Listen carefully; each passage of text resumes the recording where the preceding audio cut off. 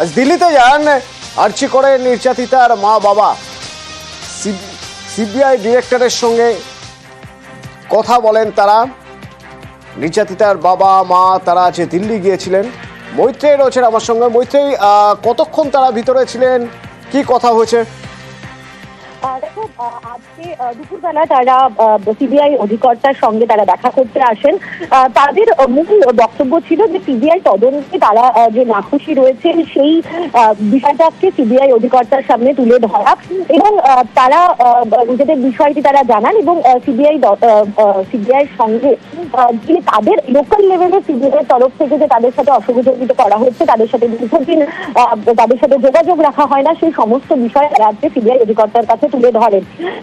তারা যেটা জানিয়েছেন বেরিয়ে এসে দেখা করার পর, যে সিবিআই অধিকর্তা তাদেরকে জানিয়েছেন যে ধৈর্য ধরতে জানিয়েছেন এবং তারা তদন্ত করছেন এবং যাতে এই ধরনের সমস্যা, অর্থাৎ এই যে নির্যাতিতার পরিবারকে সমস্ত কিছু আপডেট দেওয়ার বিষয়, যে সমস্ত নির্দেশ সুপ্রিম কোর্টের তরফ থেকে সেগুলো যাতে মানা হয় সে বিষয়েও দেখা হবে বলে সিবিআই অধিকর্তা তাদেরকে আশ্বাস দিয়েছেন। একই সঙ্গে চিকিৎসক সংগঠনের পক্ষ থেকেও কিন্তু আজকে একটি মেমোরান্ডাম তুলে দেওয়া হয়েছে সিবিআই এর অধিকর্তার হাতে এবং সেখানে তারা উল্লেখ করেছেন যে তারা মনে করেন যে সিবিআই যে তদন্ত যেভাবে হয়েছে সেটা সঠিক নয় এবং এই ঘটনায় আরো অনেকে যুক্ত রয়েছেন, ফলে তাদেরকে খুঁজে বের করা হোক এবং তাদের বিরুদ্ধে চার্জশিট গঠন করা হোক।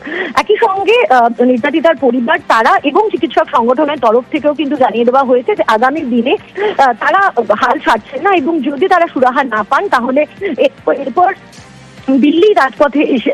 আচ্ছা, ধন্যবাদ মৈত্রেয়ী। আমরা সিবিআই ডিরেক্টরের সঙ্গে দেখা করেছি এবং উনি আমাদের সমস্ত কোশ্চেন শুনেছেন, আমাদের কথা শুনেছেন এবং উনি আশ্বস্ত করেছেন এবং বলেছেন আপনারা যেটা আশা করছেন ন্যায় বিচার পাবেন, কিন্তু ধৈর্য ধরতে হবে আপনার। একটা নির্দেশ আপনাদেরকে দেওয়া হয়েছিল যে সিবিআই আপনাদের সঙ্গে প্রতি মুহূর্তে যোগাযোগ রাখবে। আমি সেটা কথা উল্লেখ করেছি ওনাকে। বলেছেন আমাদের অনেক রকম সমস্যা আছে তদন্তের ব্যাপারে, সেই ব্যাপারে আমরা সবসময় তো সহযোগিতা করতে পারি না, কিন্তু চেষ্টা করবো এর পরবর্তীকালে আপনাদের সঙ্গে যোগাযোগ রাখতে।